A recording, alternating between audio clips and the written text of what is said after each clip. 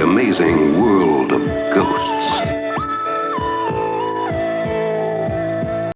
Curious acolytes, welcome to Ghost Stories, where we dive deep into the spooky songbook of our phantom papacy, Halloween edition.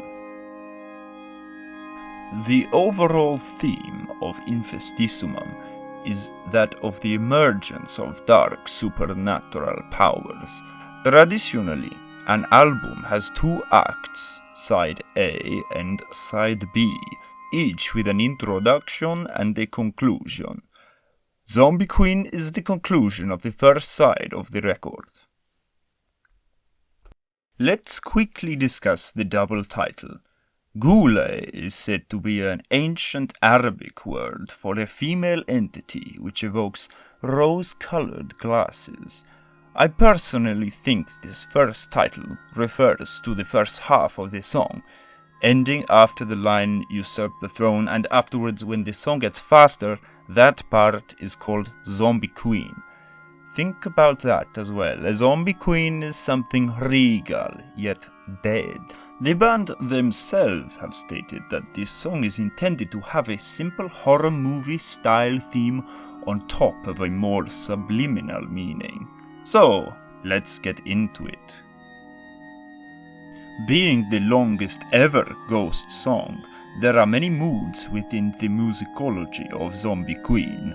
The song changes mood a lot and may be called progressive rock by some people. I think the musicology is very relevant to the theme of this song. Let me explain. The first part is a beautiful piano riff, reportedly never originally intended for a ghost song, over which Papa II delivers some characteristic whispers of Ghoulie. Then there is a shift to a major key synth riff, and a lot of echo and reverb on the guitar solo, giving it a psychedelic rock feel. This part is very dreamlike.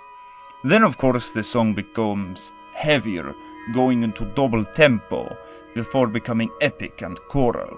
The music overall feels like a slow seduction that picks up pace with gravitas, rather than a heavy pedal to the metal song. Let us move on to the lyrics.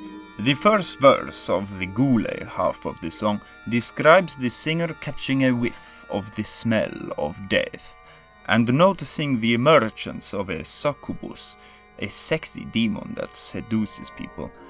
A Hareses Dea, meaning goddess of heresy, that was once regal but now decayed, has taken up power in some way, symbolized by the throne. Now, in my opinion, this is where Ghoulie ends and Zombie Queen begins. The singer is blinded by the light of a full moon, often a symbol for the supernatural or paranormal, as well as the sinister. Now there is a marble white monolith of her image. The word monolith suggests a very large statue commemorating something or someone of importance and significance. Perhaps this is the gravestone of somebody or something. Now, the Zombie Queen chorus is sung, with this being said that the black light is our guide in this story, representing something that is followed but is sinister in nature. It seems to be true that the statue was her gravestone, as she now climbs out of the stinking dirt, looking quite unwell. She is rigid and stiff like a corpse, and stale like contaminated food. She is referred to as a shapeshifter, and this is very interesting. I think it indicates that the she mentioned in the song is both Ghoulie and Zombie Queen, but they are different manifestations of the same entity, shifting between those two shapes. So, what does it really mean? The ghouls once said it has a deeper subliminal meaning of putting something from the past on a pedestal. So, it is about nostalgia. Let's look at the narrative with this idea in mind. First, the character senses something that is decaying, receding into the past, but they find it seductive, or it seems to seduce them like a demonic succubus or a ghoulie in Arabian mythology. Why is this dead, rotting thing so seductive? Because of its majesty. There is such a significance associated with this person or whatever nostalgic thing it represents that our character cannot turn his head away. He is blinded, despite perhaps knowing the danger of viewing the past through rose-tinted glasses.